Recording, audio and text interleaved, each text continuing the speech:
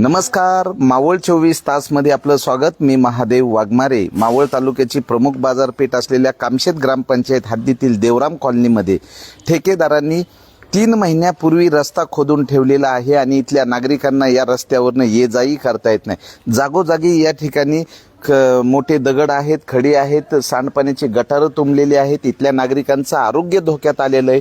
वारंवार ग्रामपंचायतीकडे पाठपुरावा करूनही इथलं काम होत नाही आणि जे ड्रेनेज लाईनसाठी जे मोऱ्या टाकलेले त्या आत्ताच फुटलेले आहेत आणि जागोजागी या ठिकाणी खड्डे असल्यामुळे इथं लहान मुलं आणि ज्येष्ठांना चालता येत नाही. त्यामुळे इथले नागरिक त्रस्त झालेले आहेत. पूर्वी रस्ता चांगला होता, पण विकास कामाच्या नावाखाली हा रस्ता खोदून ठेवलाय. 3 महिन्यापासून या ठिकाणी ठेकेदार फिरकला नसल्याचं स्थानिक ग्रामस्थ सांगत आहेत. काय नाव तुमचं आणि काय सांगा? माझं नाव राजश्री तोरवे. मी इथेच राहते, वॉर्ड क्रमांक 5 मध्ये. आणि स्पेशल म्हणजे की 2 सदस्य पण इथेच राहतात, रावते आणि इंगवले म्हणून. तर यांनी सुद्धा दखलबाजी घेतली नाही या गोष्टीमध्ये की हा रस्ता 3 महिने झाले आज ठेकेदारांनी खोदून ठेवलेला आहे. आणि ठेकेदारांनी आज 3 महिने झाले हा रस्ता खोदून ठेवलाय. पण इतके आम्ही त्रस्त झालोय. आज मे महिन्याची सुट्टी आहे, मुलांनी खेळायचं बागडायचं कुठे?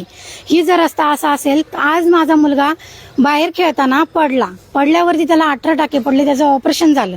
आणि दुसरी गोष्ट म्हणजे माझ्या बोरिंगचं पण माझं खूप नुकसान केलेलं आहे त्यांनी, त्या लोकांनी. आणि मला अद्यापही त्याचा 1 रुपया त्यांनी मला नुकसान भरपाई करून दिलेली नाहीये.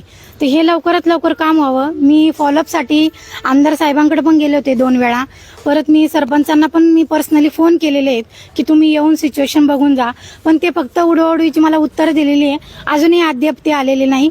आणि जर आमदार साहेबांनी जर वरून निधी दिलेली आहे, जर 10 लाखाची 5 लाखाची जर निधी वरून टाकलेली असेल, तर तुम्ही काम का करत नाही? मला हा प्रश्न सरपंचाला इतर ग्रामपंचायत सदस्य सगळ्यांना विचारायचा आहे की ही निधी तुम्ही घालवली कुठे? मग ती पर्सनल तुमची कामं होत नाही म्हणून तुम्ही तुमच्या खिशात घातली का? मग हे काय झालं? आम्ही आज किती कसं जीवन काढतो इथं आम्हाला आमचं माहिती आहे. माझ्या सासूबाई अचानक सिरियस झाल्या, तर त्यांना जाताना मला ॲम्ब्युलन्स आणता नाही आली की निस्तान रिक्षा सुद्धा मला इथं बोलावता नाही आली. माझ्या नवऱ्याने अक्षरशः त्यांनी असं काखेत उचलून त्यांनी गाडीवरती त्यांनी रिक्षामध्ये बसवलेले. मग ही परिस्थिती कुणापासून निर्माण झाली याचं मला उत्तर प्रशासनाने द्यावं. माझं एवढंच मागणे की हे लवकरात लवकर. आणि पाऊस चालू झाल्यानंतर आम्ही करायचं काय? आज इथं आम्ही इथं जवळ आहे, पण ही जर बाई जर शेवट राहणारी असन तर तिची दारापुढे गाडी कशी जाईल?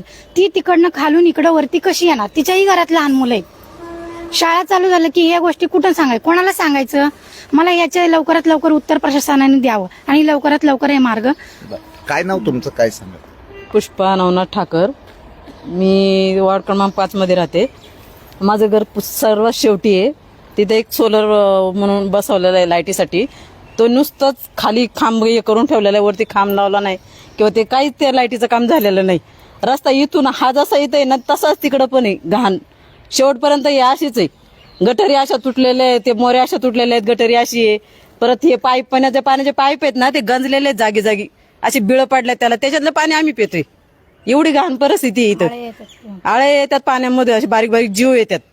एवढी घाण परिस्थिती असून सरपंच किंवा उपसरपंच कुणीच इकडे लक्ष देत नाही.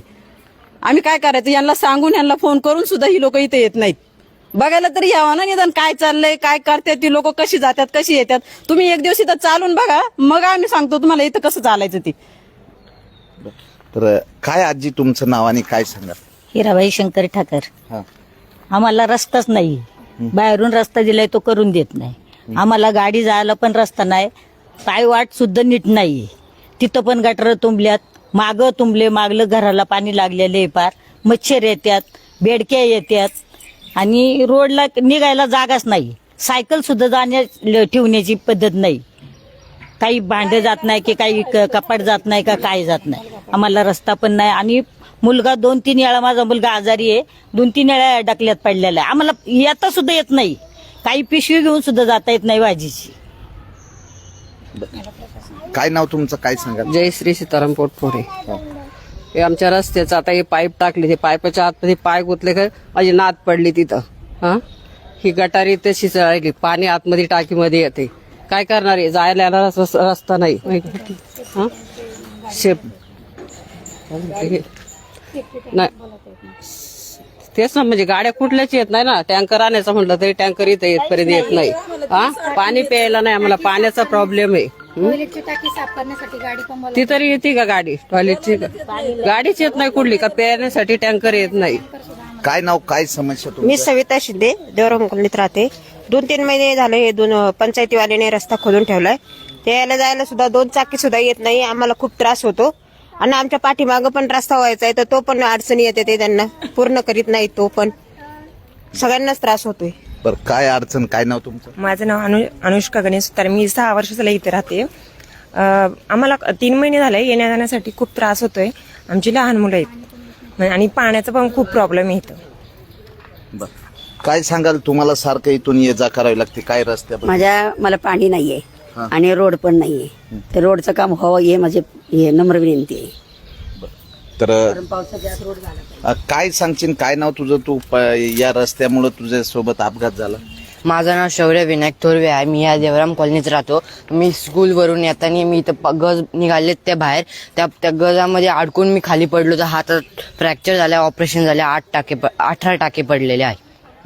तर अशा पद्धतीनं ग्रामपंचायतीचं काम होत असताना पूर्वी या ठिकाणी रस्ता चांगला होता, पण विकास कामाच्या नावावर हा रस्ता खोदल्यानंतर इथल्या नागरिकांच्या जगण्याचा काही विचार केलेला नाही. आणि या नागरिकांनी मावळचे आमदार सुनील शेळके यांच्याकडे धाव घेतली, तरी अद्यापही ठेकेदार या ठिकाणी येऊन 3 महिन्यापासून काम करत नाही. जर एखाद्याचा बळी गेल्यानंतर काम होणार आहे का, असा प्रश्न उपस्थित होतोय. आता या ठिकाणी जे गाड्या आहेत त्या गाड्या बाजूला लावाव्या लागतात आणि यामधनं जे काही बरं, काय नेमकं काय रस्त्याचा प्रॉब्लेम? मी शंकर गोपाळ थोरवे, मी देवराम कॉलनीत इथं राहतो याच्यामध्ये. हे रस्ता 3 महिने झाले खणून पडलेले आहे. येता जाता येतं मी रात्रीचं माझे पाय दुखतात. 2 वेळा मी पण असा घसरून पडलो इथं. आमदार साहेबांना मी जाऊन 2 वेळा भेटलेले. सरपंच साहेबांना सांगितले, आमच्या सदस्यांना सगळ्यांना सांगितले, ते अजून लक्ष देत नाही या गोष्टीकडे. बरं, काय नाव तुमचं, काय समस्या? शंकर हरचंद्र ठाकर. आज 3 महिने आले मला पेरले झालेलं आहे, चालता येत नाही आणि रस्त्याचं काम झालेलं नाही. 3 वेळा होऊन सुद्धा ते कुणी आमदार वगैरे कुणी इथे येत नाही आणि सरपंच कुणी आलेलं नाही. एकदा येऊन भेट घेऊन गेलेत, करू आणि सांगून गेले, परत काही जेव्हा वाट बघत नाही. आणि बरं, काय नाव, काय रस्त्याबद्दल? मी सुरेश शराराम शिंदे, देवराम कॉलनीमध्ये राहतो. 3 महिने झाले रस्ता खोदून ठेवलेला आहे आणि त्याच्याकडे कुणी लक्षात पण देत नाही. आणि या रस्त्याला 10 लाख निधी पडलेला आहे, तर तो निधी सुद्धा अजून त्यांच्या ताब्यातच आहे, पण त्यांनी काम चालू केलेलं नाही. आणि माझ्या शंकर ठाकर आणि मी सुरेश शिंदे, आमच्या पाठ्यामुळे आम्हाला दोन घरांसाठी एक रस्ता काढलेला आहे. त्या रस्त्याला 5 निधी पडलेला आहे. तो जागा मालकीने अडवलेला आहे. आम्हाला त्या जागा मालकीने घरं दिली, जागा दिली, पण रोड का देऊ शकत. तर 5 लाख निधी जागेला पडलेला आहे. तर अक्षरशः देवराम शिंदे हा देवराम कॉलनीचा मालक आहे, तर त्यांच्या सुनेनी आणि मुलांनी तो रस्ता आमचा अडवलेला आहे.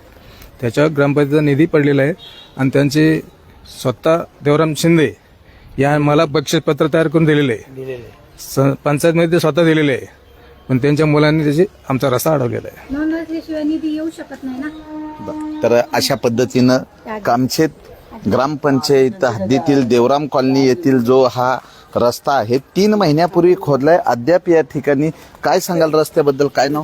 मंगल बाळकृष्ण शेलार. आमचं पाणी जात होतं, सांडपाणी. मग त्यांना रस्ता बनवायचा, त्यांना रस्ता करायचा नव्हता ना, मग कशाला हे खोदून ठेवलं असन? हे खोदायची काय गरज होती का? 3 महिने झाले हे खोदून ठेवलं. आमचं सांडपाणी कुठं जाणार? आंघोळीचं पाणी कुठं जाणार? आमचं जात होतं ना पाणी, मग ते जाऊन द्यायचं आणि यांना रस्ता बनवायचा नव्हता ना. पाणी सुद्धा येळव येत नाही आम्हाला.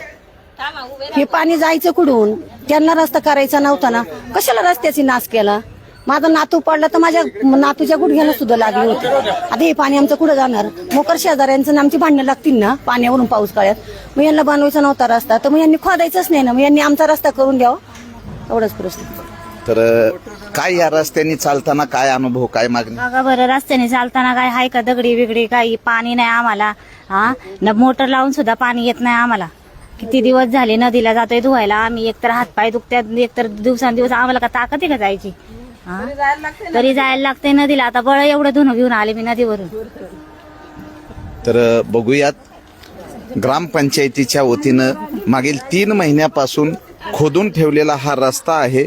या रस्त्याचं काम केव्हा सुरू होतं आणि नागरिकांची जी गैरसोय आहे ही गैरसोय केव्हा थांबन याकडे इथल्या ग्रामस्थांचं लक्ष लागलेलं आहे. तर ग्रामपंचायतींनी त्वरित या जो अगोदर जाण्या येण्यासाठी चांगला रस्ता होता पण विकास कामाच्या नावाखाली हा रस्ता खोदून जागोजाग या ठिकाणी खड्डे आहेत आणि या खड्ड्यामध्ये लहान मुलं वृद्ध व्यक्ती पडून जखमी होत आहेत आणि हे सगळ्यांचं ड्रेनेज या रस्त्यामध्ये असल्यामुळे इथल्या नागरिकांचं आरोग्य धोक्यात आलेलं आहे.